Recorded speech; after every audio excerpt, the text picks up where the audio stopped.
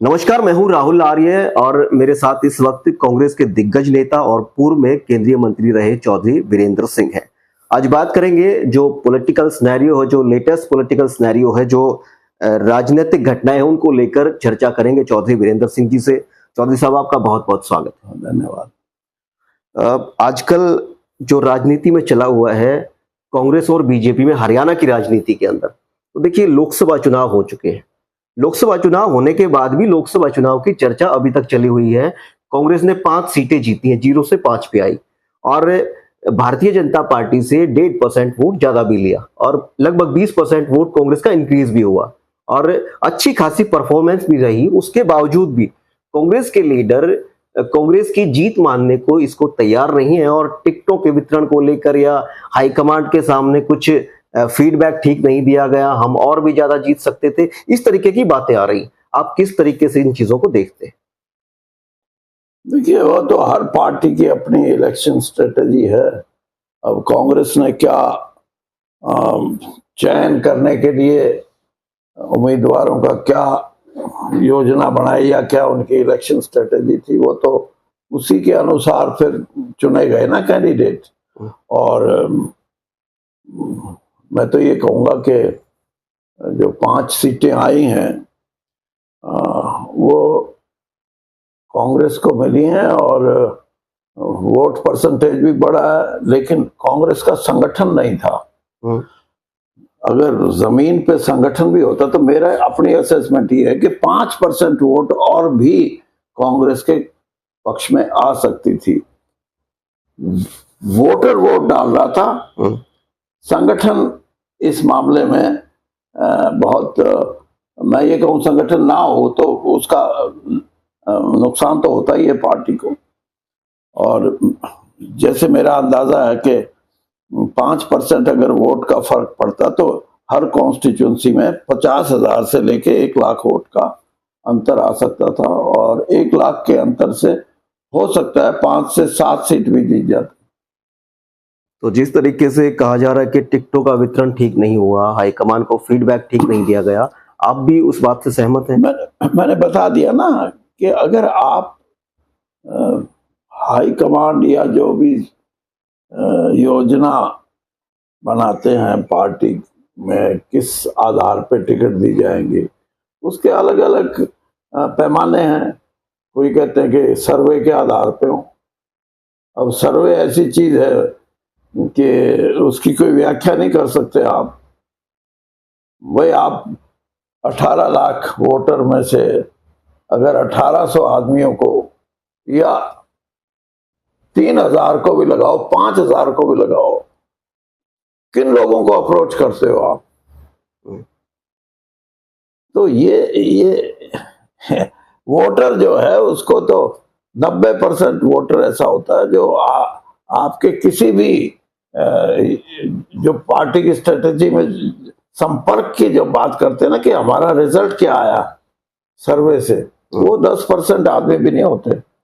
और 10% जिनको जाके बात करता है सर्वे करने वाला, वो कहीं ना कहीं किसी ना किसी रूप से किसी के साथ खड़े होते हैं या किसी के विरोध में खड़े होते हैं, या उनकी अपनी विचारधारा, मतलब किस पार्टी या किस विचारधारा को, या फिर उसके अनुसार बोलेंगे। तो मैं ये समझता हूँ कि राजनीतिक तौर पे पार्टियां अपना सर्वे भी, एक 6 महीने पहले का सर्वे हो, एक 6 दिन पहले का सर्वे और एक 6 घंटे पहले का सर्वे, तो बहुत फर्क पड़ता है इसमें।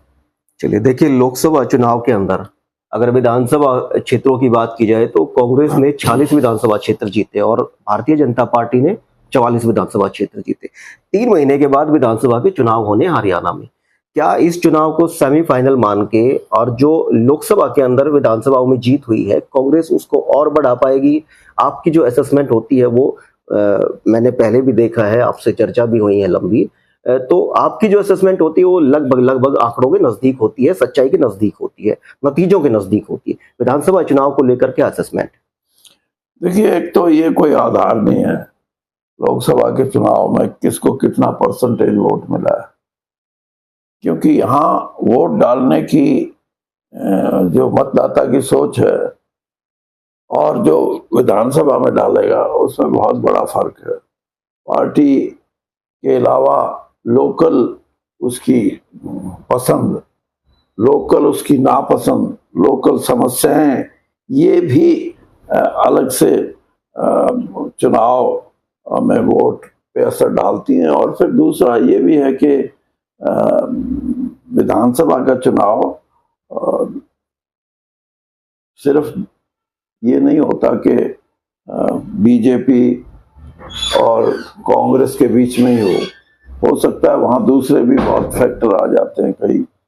कई क्षेत्रीय दल, अगर ये सही है कि हरियाणा में आजकल क्षेत्रीय दलों की पोजीशन बहुत कमजोर है, लेकिन किसी भी समय कैसी समस्या कोई सामने आ जाए और एकदम लोगों का मन बदल जाए, तो बहुत सी ऐसी चीजें हैं। मैं आपको बताऊं, कांग्रेस से नाराजगी हो गई थी आंध्र प्रदेश, जब एक स्टेट थी आंध्र और तेलंगाना, और मिस्टर टी.एन. जैया होते थे मुख्यमंत्री कांग्रेस के। किसी कारण से उनको एकदम इस्तीफा देना पड़ा, और उस इस्तीफे का ये असर हुआ कि चुनाव से पहले कि आंध्र प्रदेश के लोगों ने सोचा ये तो हमारा स्वाभिमान पे एक किस्म से अटैक किया है। और एनटीआर जो एक फिल्म की दुनिया में था, उसने पार्टी भी नहीं बनाई थी, बिना पार्टी बनाए बहुमत लेके आ गया। पार्टी बाद में बनी, चीफ मिनिस्टर पहले बन गया। तो विधानसभा के चुनाव में कुछ भी संभव है। आप देख लीजिए, यही आपके पड़ोस में पंजाब में आप पार्टी ने खुद नहीं सोचा होगा कि 117 में से 92 सीटें तुम लेके जाओगे, लेकिन वोटर की सोच थी। वोटर की सोच ये थी कि कांग्रेस, अकाली दल, ये दो ऐसे हैं जिनकी 15-16 साल हुकूमत रही, और लोगों ने एक मन बना लिया कि नहीं, इन दोनों से अलग कुछ सोचेंगे। अलग सोचने के लिए उनको आप पार्टी नजर आई, उसको वोट डाल दिया। लेकिन अल्टीमेटली मैं ये समझता हूं कि हरियाणा में जो ये चुनाव है, इसको मैं इस नजरिए से देखता हूं कि राजनीतिक तौर पे भारतीय जनता पार्टी फेल हुई है। वो अपनी गवर्नेंस और अपनी पार्टी की विचारधारा दोनों में प्रयास किया कि हम कुछ लोगों को विचारधारा के साथ, या जो हमारा गवर्नेंस का सिस्टम उसके साथ जोड़े। अब गवर्नेंस का क्या सिस्टम, कि ये पोर्टल, ये किसान के लिए, ये कोई नौजवान नौकरी के लिए वो अपलोड करे उस सिस्टम में। ये जो चीजें थी, ये एक किस्म से, मैं अगर सही कहूं आपको, कि हरियाणा के लोगों को इस तरह का प्रयास जो था बीजेपी का, वो पसंद नहीं आया।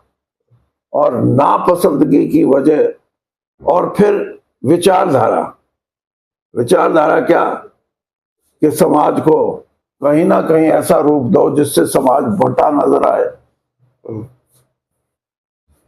जातीय आधार पे सांप्रदायिक स्थिति पैदा करने का भी प्रयास, नू की आपको घटना जैसी हुई है, वो इस बात का सही, इससे बड़ा प्रमाण कोई नहीं मिल सकता कि आप समाज को बांटने के लिए उत्साहित करो कुछ लोगों को कि तुम यहां यात्रा करो, तुम यहां जाओ।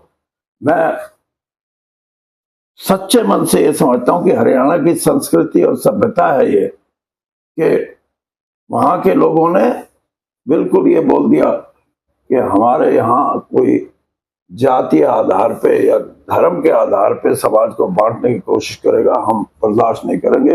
हिम्मत नहीं हुई उन लोगों की जो वहाँ अशांति पैदा करना, और अशांति क्या, ऐसी स्थिति पैदा करना चाहते थे कि हिंदू मुसलमान में तनाव बढ़े। और उसका मैं ये बात इसलिए कह रहा हूं कि विचारधारा और गवर्नेंस दोनों में बहुत बड़ी लोगों के मन में ये भावना आई कि ये पार्टी लोगों की पार्टी नहीं है, ये जन साधारण से जुड़ी पार्टी नहीं, इसके अपना एक एजेंडा है और एजेंडा वो प्रदेश के हित में नहीं है, गरीब के हित में नहीं है, किसान के हित में नहीं है। और तो और लड़कियों तक को, हमारी लड़कियां यहाँ सिर्फ इसलिए यहाँ आंदोलित हुई कि उनके साथ जो व्यवहार हुआ कुश्ती संघ ने, जो उसके अध्यक्ष ने, महिला पहलवान, उसका कुश्ती संघ के अध्यक्ष को लड़कियां यहां महीनों बैठी रहे और सरकार कोई कार्रवाई ना करे, उसका एक ही कारण था ना कि वो लड़कियां हरियाणा से थी सिर्फ, या वो लड़कियां सिर्फ जाट लड़कियां थी। ये नहीं, किसी भी प्रजातंत्र में इस किस्म की सोच रखोगे तो फिर आप सोचोगे कि लोग आपके साथ जुटे। अरे देश के लिए जब ओलंपिक मेडल की जरूरत हो तो हरियाणा की लड़कियां लेके आए और फिर उनको आप जाट करार दे दो और जाट करार दे के फिर उन पे उनकी बात को ना सुना जाए। और आज भी केस चल रहा है उसी आदमी के खिलाफ, उसको दोषी ठहराया जो इंक्वायरी हुई है और केस है उसके, और उनको सजा के भी चांसेस हो सकते हैं। तो इस किस्म की व्यवस्था में हरियाणा में तो टोटल रिजेक्शन हुई है। चाहे किसान आंदोलन में जिस तरह की जातियां हुई, अब भी हो रही थी, ये जो पंजाब बॉर्डर पे रोके गए, शंभू बॉर्डर है वो दूसरा, किसान रोके गए, हाँ दिल्ली पंजाब से जो आ रहे थे। ये नहीं, मैं हैरान हूं कि भाई आप किसान को दिल्ली आ रहे हैं, आप उनको 200 किलोमीटर दूर रोक रहे हो। ये तमाम वजह हैं जो बीजेपी को 10 से 5 के लिए आई हरियाणा में। नहीं 10 से 5 नहीं, मैं ये कह रहा हूं कि रिजेक्शन, सीट मत गिनो आप, सीट गिनने के तो और बहुत पैमाने होते हैं, लेकिन पॉलिटिकल फील्ड में BJP is a rejected party. उसको कोई पॉलिटिकली ये नहीं कह सकता कि कोई इन्होंने ऐसा काम किया हो जिससे कि जन समर्थन हासिल।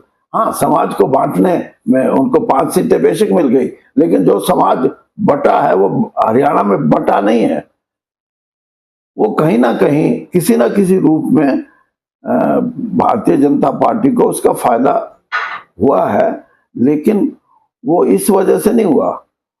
उसमें ये है कहीं ना कहीं प्रयास, वोटर के प्रयास तो थे, राजनेताओं के, जनप्रतिनिधियों के, और जिनको बुद्धिजीवी बोलते हैं, वो सारे मिलके अगर प्रयास करते तो समाज को बांटने वाली सोच को हरियाणा में बिल्कुल जीरो कर देते लोग। चलिए, मैं आपके इंटरेस्ट का सवाल पूछता हूं। जब आप भारतीय जनता पार्टी के अंदर थे तो वहां पे चुनावी राजनीति के लिए कुछ एज बाउंडेशन भाजपा की ओर से बनाई गई है, मगर अब आप कांग्रेस के अंदर हैं। कांग्रेस के अंदर कोई चुनाव लड़ने की कोई एज निर्धारित हालांकि उनकी ओर से कोई नहीं है।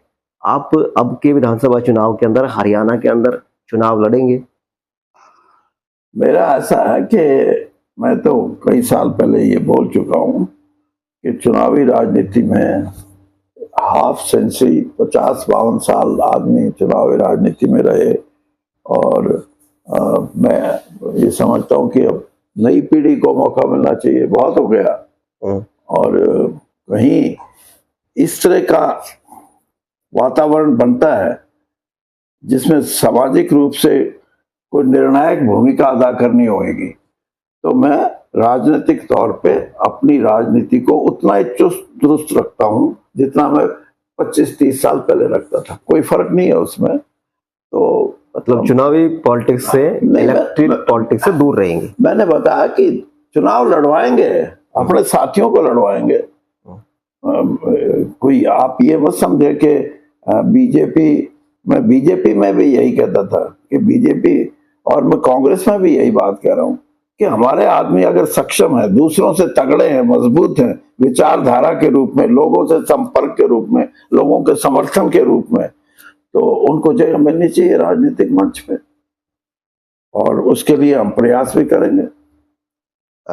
चलिए देखिए, कांग्रेस का अगर इतिहास देखते हैं, जब से हरियाणा पंजाब से अलग हुआ 1966 से, तो कांग्रेस के अंदर जो बड़े नेता होते हैं वो अपने इलाके में अपने आप को मुख्यमंत्री का दावेदार प्रस्तुत करते हैं। और इसके पीछे ये भी माना जाता है कि कांग्रेस जो हाईकमान होता है या जो बड़े नेता होते हैं वो इसको एक रणनीति भी मानते हैं कि अपने अपने इलाकों में अगर अपने आप को सीएम प्रोजेक्ट किया जाता है तो जो लोग हैं या जो इलाके के वोटर हैं वो जुड़े रहते हैं, उनके अंदर उत्साह होता है। क्या आप इस चीज का फायदा मानते हैं या नुकसान मानते हैं? राजनीतिक दल को फायदा है इसका, कोई हर्ज नहीं है कि मेरे लोग मेरे से ये तवक्को करें कि हमारा जो ये प्रत्याशी है ये बड़े पद लेने का सक्षम है, चीफ मिनिस्टर बन सकता है, तो एक एडिशनल उनको एडवांटेज है उस कैंडिडेट को। और अगर आप ये मान के चलें, हाँ ये हो सकता है कि कोई ऑलरेडी चीफ मिनिस्टर हो और फिर चुनाव आ जाए, तो फिर तो यही माना जाता है कि जो चीफ मिनिस्टर है वही लीड कर रहा है, वही होगा। लेकिन जब आपकी पार्टी सत्ता में नहीं है और सत्ता में आने की कोशिश में है, तो अगर 5, 6, 7, 8 लोग क्लेम करते हैं चीफ मिनिस्टर मैं बनूंगा, तो कम से कम उनको वोट का एडवांटेज मिलता है। फैसला तो वही करना है जो हाईकमांड करेगा, लेकिन एक तरीका है ये। और ये कांग्रेस की रणनीति है? कांग्रेस की रणनीति नहीं, ये होनी चाहिए। और मैं तो 2 बार कांग्रेस का अध्यक्ष रहा हूँ हरियाणा का। और एक बात उन दिनों में चलती थी कि अध्यक्ष तो कभी मुख्यमंत्री बनता नहीं, और फिर सबके नाम लेते थे कि कौन कौन थे। लेकिन ये जरूर था कि कोई ये भी नहीं मानता था कि ये बनेगा, या इसके लिए लोग ये कहते थे कि कांग्रेस में ये 5-6 लोग हैं जो इनमें से हाईकमांड किसी को बनाएगा। और कई बार चांस की बात होती है कि मैं आपको पंजाब के एक एग्जांपल देता हूँ। सरदार बेअंत सिंह चीफ मिनिस्टर बने थे, ये बात है जो उग्रवाद का एक युग था वो अंतिम पड़ाव पे था 1895। हाँ, तो 4 ऐसे कैंडिडेट थे जो पंजाब के मुख्यमंत्री कांग्रेस की सरकार बनाने में थे, उनमें से 3 हार गए, तो बेअंत सिंह ही बचे। तो he became automatic choice of chief minister, Congress की बन गई। तो इसलिए कहीं ये नहीं होना चाहिए कि कौन आदमी है जो एक पे ही निगाह रखी जाए। 4 पे निगाह रखो, 5 पे रखो, अच्छा है, उसमें क्या बुरा है। चलिए, आपने इस चीज को स्वीकार किया। अब मेरा अगला सवाल जो है वो इसी सवाल से जुड़ा हुआ है कि जो भूपेंद्र सिंह हुड्डा हैं वो दावा कर रहे हैं, अपनी दावेदारी पेश कर रहे हैं मुख्यमंत्री की, कुमारी शैलजा कर रही हैं, रणदीप सुरजेवाला कर रहे हैं। क्या आप इलेक्टेड पॉलिटिक्स से आपने मना कर दिया कि मैं चुनावी राजनीति नहीं करूंगा, तो आपका दावा किसके लिए, आपकी जो दावेदारी है वो किसके लिए? विजेंद्र सिंह के लिए? नहीं, देखिए बात यह है कि हुड्डा जी 9.5 साल चीफ मिनिस्टर रहे। शैलजा बहुत सीनियर समझी जाती हैं, महिला हैं और शेड्यूल कास्ट हैं और पढ़ी लिखी हैं, तो उनको भी अपनी सीनियरिटी के हिसाब से ये एहसास है कि हाईकमांड उनके बारे में भी सोच सकता है। रणदीप भी मतलब एक ऐसी स्टेज पे आ गए हैं जिनको सीनियरिटी की लिस्ट में काउंट किया जा सकता है। और रणदीप ने काम भी यहाँ, जब कांग्रेस सत्ता में नहीं थी तो यहाँ किसी न किसी रूप में हाई कमांड में काम किया है, और उनके मन में भी होगा। और भी हैं, कौन बोलता, कैप्टन अजय सिंह भी उस लाइन में हो सकते हैं, और सीनियर लोग और भी हैं कई। और जहां तक नई पीढ़ी का सवाल है, नई पीढ़ी को हम ये मान के चले कि राजनीतिक रूप से आजकल स्थिति बिल्कुल बदल रही है। कोई पहली बार भी एमएलए बनता है, वो भी ये सोचता है कि मैं तो एमएलए तो बन गया, मिनिस्ट्री भी बीच में छोड़ देता, चीफ मिनिस्टर पे चला जाता सीधा। तो ऐसा युग भी था जब मैं फर्स्ट टाइम 1977 में बढ़ के गया, 82 में बढ़ा। मैं कई बार ये सोचता था कि मैं क्लेम नहीं करूंगा मिनिस्ट्री को, क्योंकि मैं I am not that senior to become minister. लेकिन इसका मतलब ये नहीं है कि मेरी इच्छा नहीं होती, लेकिन कुछ तो ऐसी चीजें हैं जिनको हमारे को सामने रख के चलना चाहिए कि भाई सीनियर लोग हैं, उनको प्राथमिकता मिले।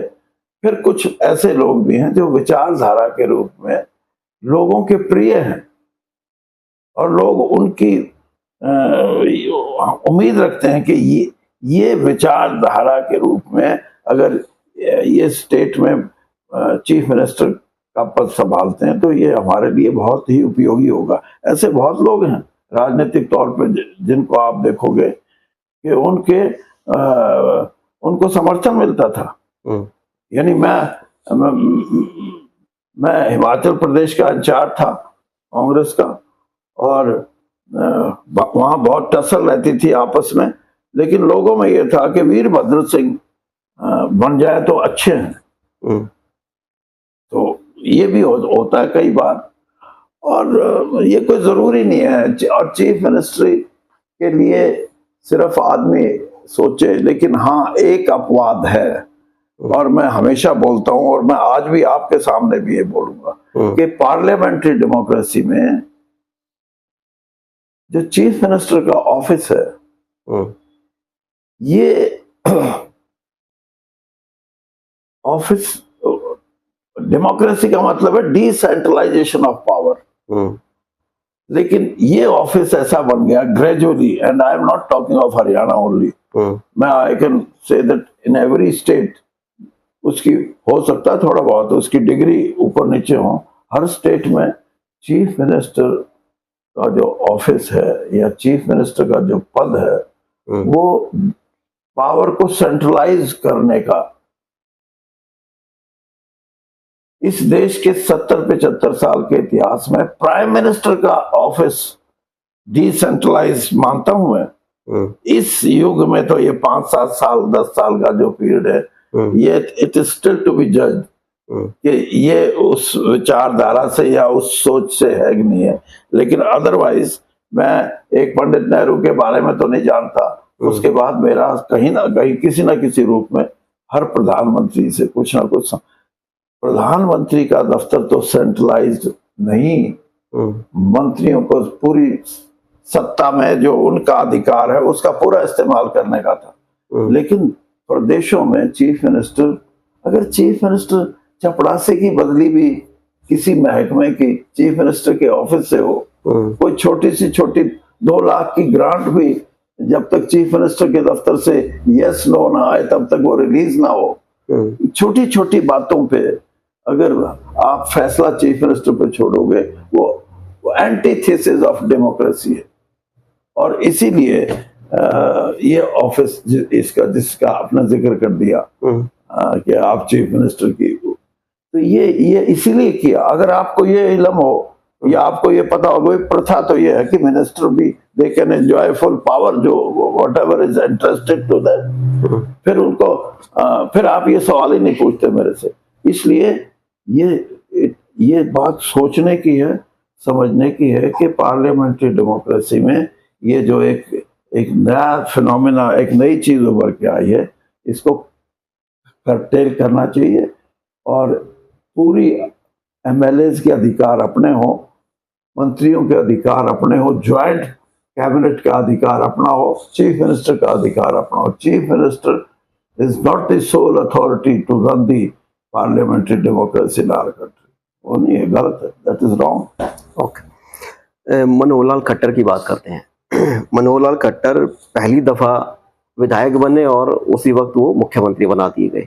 अब पहली दफा वो मेंबर पार्लियामेंट करनाल से चुन के गए और उनको केंद्रीय मंत्री बना दिया गया, कैबिनेट मिनिस्टर बनाया गया। और उनके साथ साथ जो है 3 दफा 4 दफा जो सीनियर राव इंद्रजीत है वो भी चुनाव जीत के गए, जो धर्मवीर हैं वो भी तीसरी दफा, और जो कृष्ण पाल गुर्जर हैं, उन्होंने भी चुनाव जीता। ये जो खट्टर साहब को कैबिनेट का दर्जा दिया गया और राव इंद्रजीत को स्वतंत्र प्रभार या राज्य का जो है वो प्रभार दिया गया, आप मानते हैं कि कहीं ना कहीं भारतीय जनता पार्टी जो है वो खट्टर साहब और मोदी साहब की दोस्ती के कारण उनको ऊपर लेके जा रही है?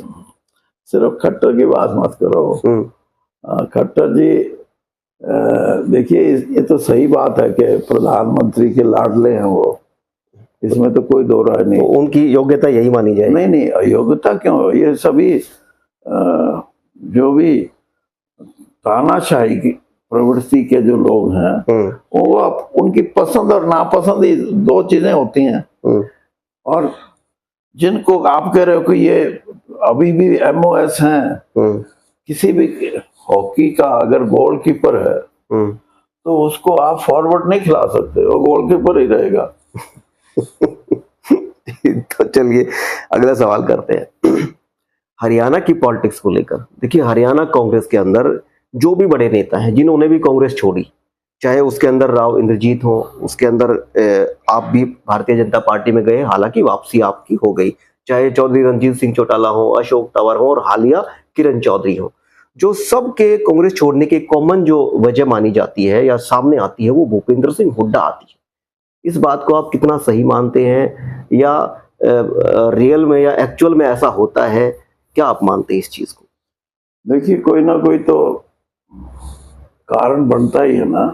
तो मैंने तभी कहा कि कॉमन जो है प्रॉब्लम, नहीं मैं वही बता रहा हूँ, कॉमन रीजन जो है वो सबका एक ही आता है। मैं बताता हूँ कारण तो हर एक जो भी पार्टी छोड़ेगा वो एक्सट्रीम स्टेप होता है। कोई आदमी पार्टी छोड़ने का पक्षधर नहीं होता कि मैं बहुत कुछ अच्छा कर रहा हूँ। कहीं ना कहीं कारण बनते हैं, मजबूरी बनती है। और इसीलिए अब मैं 10 साल भारतीय जनता पार्टी में रहा हूं। मैंने भारतीय जनता पार्टी इसलिए छोड़ी कि विचारधारा के रूप से मैं उनके साथ नहीं जुड़ सका। 10 साल लगे इसलिए वापस कांग्रेस में जाते हुए कि एक मेरा एक कद है राजनीति में, और मैं ये नहीं चाहता था कि लोगों की नजरों में ये हो कि यार ये कैसा आदमी कांग्रेस में था, बीजेपी में चला गया, फिर वापस आने की सोच रहा है, वापस चला गया। तो इसलिए मेरे को बहुत लंबा समय इस बात का फैसला लेने में लगा कि मैं मर्यादित रूप से विचारधारा की लड़ाई में मैं ये मानता हूं कि भारतीय जनता पार्टी की विचारधारा से मैं नहीं जुड़ सकता। लेकिन मेरा पार्टी छोड़ना, मैं किसान आंदोलन में जब शायद देश में भारतीय जनता पार्टी का एक नेता के रूप में स्पष्ट रूप में किसान आंदोलन में किसानों के साथ खड़ा रहा। मैं कैबिनेट मिनिस्टर होते हुए जब जाट आरक्षण की बात चल रही थी उसमें मैं आरक्षण के पक्ष में खड़ा रहा। महिलाएं, हमारी पहलवान बेटियां जब लड़ाई लड़ रही थी अपने हकों की, अपनी अस्मिता की, उसमें मैं उनके साथ खड़ा रहा। तो इसका मतलब ये है कि मेरा वैचारिक रूप से मैं भारतीय जनता पार्टी की विचारधारा के पक्ष में नहीं था, और इसलिए मैंने, वो भी एक कारण था। और जो कांग्रेस को छोड़ के दूसरी पार्टी में जा रहे हैं उनके लिए भी कारण है। अब आपने ये कहा कि ये भूपेंद्र सिंह हुड्डा की वजह से जा रहे हैं, वो तो वही बता सकते हैं ज्यादा। हाँ, मैं तो सब कह ही रहे हैं, मैं भूपेंद्र सिंह हुड्डा की वजह से छोड़ के गया था, इसमें कोई दो राय नहीं। और वो चीज भी ऐसी है कि मैं उसको लोगों की बात नहीं बनाना चाहता। लेकिन मैंने जैसे कहा कि जो भी छोड़ रहा है वो यूं ही छोड़ रहा है कि कहीं ना कहीं कोई ना कोई कारण बनता है। बाकी भूपेंद्र सिंह हुड्डा को मैं ये जरूर कहूंगा, क्योंकि आप उसका भी इंटरव्यू लेके आए हो ना आज, तो मैं ये कहूंगा कि अगर कांग्रेस है तो आप हो, और उनसे पूछना कभी उसके मन में कई बार ये ख्याल आए कि मैं कांग्रेस में नहीं रहना चाहता, कांग्रेस ने मेरे को इस पोजीशन में रख दिया। मैंने हमेशा ये कहा कि मैं एक दोस्त के नाते बता रहा हूं कि कांग्रेस पार्टी को छोड़ना मत। और मैंने कहा कांग्रेस पार्टी को छोड़ के कोई इंडिपेंडेंट अपनी पार्टी बनाने की बात करे, तो मैंने कहा पंडित भगवत दयाल ने अपनी पार्टी बनाई, राव वीरेंद्र सिंह ने अपनी पार्टी बनाई, बंसी लाल ने अपनी पार्टी बनाई, भजन लाल ने अपनी पार्टी बनाई, और ये सारे के सारे बड़े नेता चीफ मिनिस्टर थे। और फिर 2 साल में 5 साल में पार्टियों को वाइंड अप करना पड़ा। मैंने कहा ऐसे नहीं हो सकता, और मैंने कहा अगर ज्यादा ही दिल करे तो मैंने कहा फिर मेरे साथ बीजेपी में आ जाना। लेकिन पार्टी ना छोड़ना, मैंने पूछा कभी उनसे, मैंने कहा उनसे जरूर, और फिर वो ये कहता था कि अच्छा नहीं, आपके दोस्त ने मुलाकात एक मिनट सुन लो, वो कहता था अच्छा मैं छोड़ दूं तो मैं तो नहीं छोड़ूंगा, लेकिन आप मेरे साथ अगर हो तो फिर मैं छोड़ भी सकता हूँ। फिर मैं उसको सांत्वना के तौर पे ये कहता था अच्छा अगर ये फैसला करे तो मैं और तुम इकट्ठा चलेंगे। तो आप उस टाइम पे कांग्रेस में थे इकट्ठा ना? आप भारतीय जनता पार्टी में थे? भारतीय जनता पार्टी में था, मिनिस्टर था मैं मोदी जी की कैबिनेट में, तभी ऐसी सलाह देता था मैं। अब हो सकता है कि जिन लोगों को अच्छी सलाह देनी चाहिए थी, या तो हुड्डा खुद देते या वो हुड्डा खुद देते, तो ये सारी बातें ठीक चलती। आज भी कांग्रेस को जरूरत है, भूल जाओ कि कौन क्या है, कांग्रेस को जरूरत है, मिलके चलो भाई, मिलके चलोगे तो आज हरियाणा में 70% वोट जो है वो भारतीय जनता पार्टी के खिलाफ, और 70% वोट का फायदा उठाओगे तो उठा लो, आपस में लड़ते रहोगे तो कमजोरी होती है। चलिए, आपके जो उचाना के कंपटीटर हैं उनके लिए लास्ट क्वेश्चन कर लेते हैं कि जेजेपी के जो जिस तरीके से जेजेपी का हाल हुआ है लोकसभा चुनाव के अंदर, 1% पूरे वोट जेजेपी नहीं ले पाई, और जिस तरीके से इलेक्शन के दौरान जो जेजेपी के नेता थे दुष्यंत चौटाला, उन्होंने आपको लेकर भी कई दफा हमने भी ये महसूस किया कि जो मर्यादा एक बड़े छोटे के अंदर या पॉलिटिक्स के अंदर, राजनीति के अंदर एक मर्यादा होनी चाहिए, उसका पालन नहीं किया गया दुष्यंत चौटाला की ओर से। तो उनकी जो हालत है उसको लेकर और जो उनकी पॉलिटिक्स है उसको लेकर आप क्या कहेंगे? बस मैं तो यही कहूंगा कि दुष्यंत चौटाला की जो जेजेपी पार्टी है और दुष्यंत चौटाला खुद, वो पहला ऐसा शायद इंसान है इस देश के प्रजातंत्र में जिसने, एक तो होता ना करप्शन, भ्रष्टाचार, पैसे का, दौलत का, उसका भ्रष्टाचार राजनीतिक भ्रष्टाचार था। और ये राजनीतिक भ्रष्टाचार भी जिसको आज भुगत रहे हैं कि एक पार्टी जिसमें लोगों को आशाएं नजर आई कि हाँ ये आदमी है, ये इंसाफ की बात करेगा, हमारी लड़ाई लड़ेगा, और उनका पक्ष भी यही था कि आप मेरे साथ खड़े हो, हम भारतीय जनता पार्टी को उखाड़ के फेंक देंगे और जमुना पार मारेंगे देके।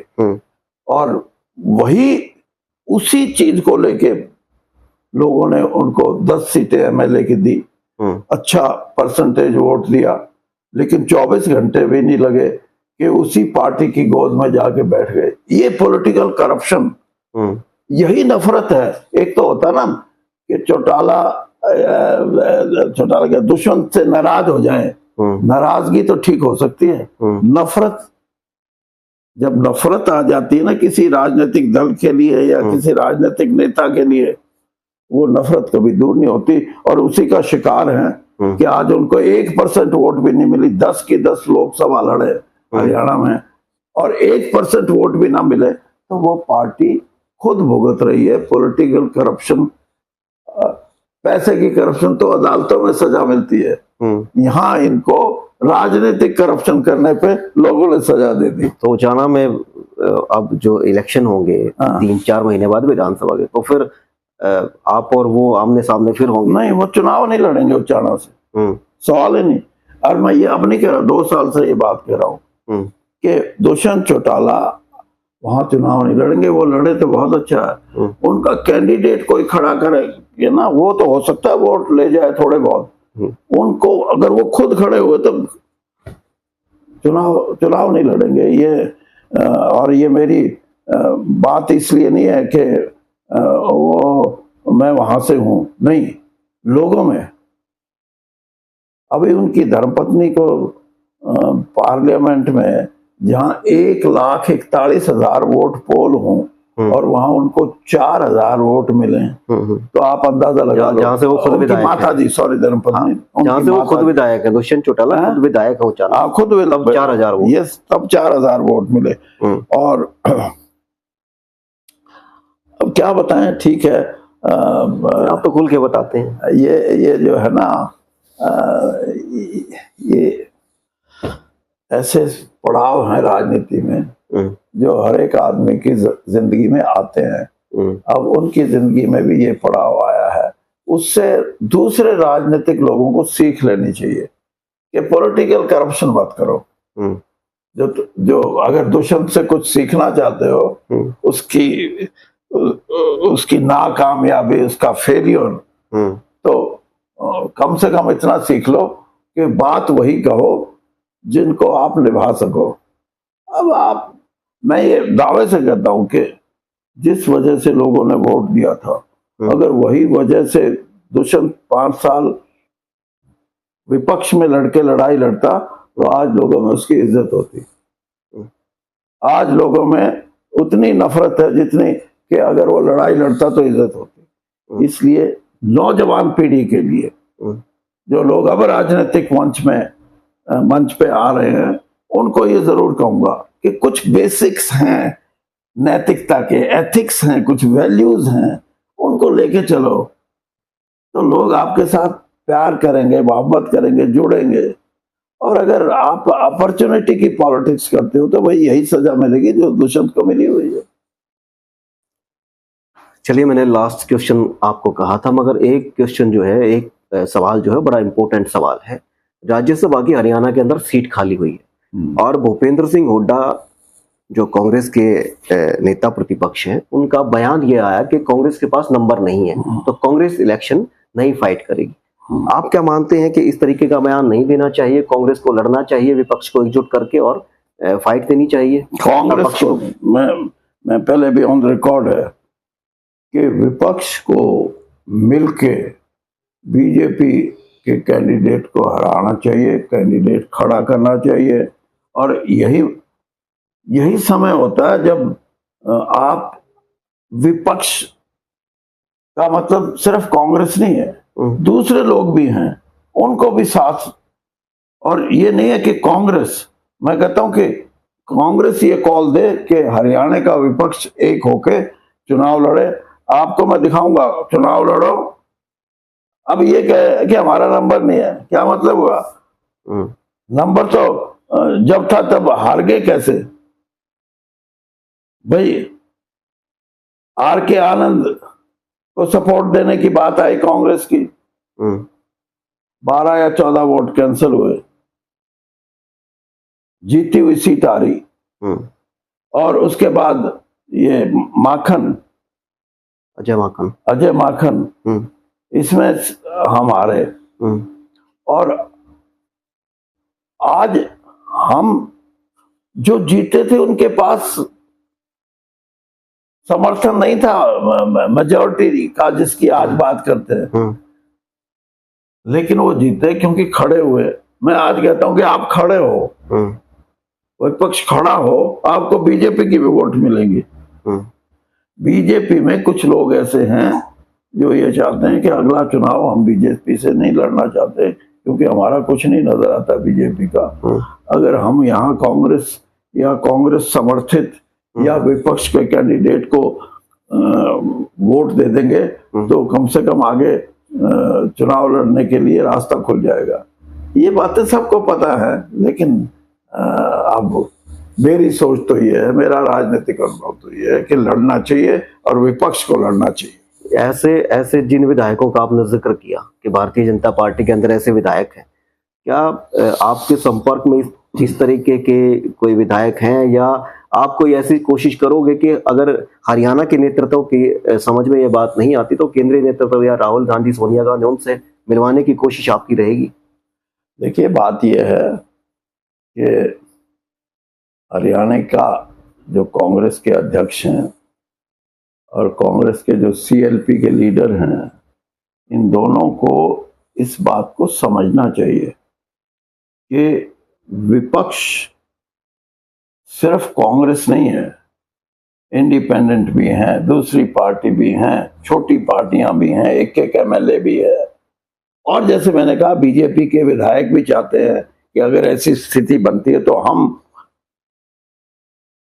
भारतीय जनता पार्टी के कैंडिडेट के खिलाफ वोट करें, तो उसका फायदा उठाना चाहिए।